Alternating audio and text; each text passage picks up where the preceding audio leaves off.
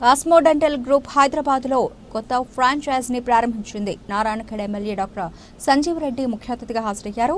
గౌరవ అతిథిగా ఐడియా తెలంగాణ రాష్ట్ర శాఖ అధ్యక్షులు doctor Cosmo Dental Academy since 2015 మేము రన్ చేస్తున్నాము.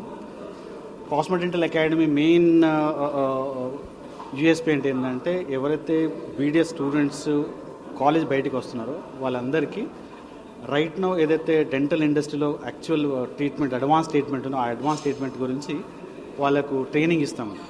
So we are into this business since 2015 around 5,000+ students మా దగ్గర ట్రైన్ అయ్యారు. సో ఇంతకుముందు ప్రాబ్లం ఏముందంటే ఒక డెంటల్ క్లినిక్ పెట్టాలి అంటే normal trainings, normal route canals, crown and bridge procedures అంటే సరిపోతుంది.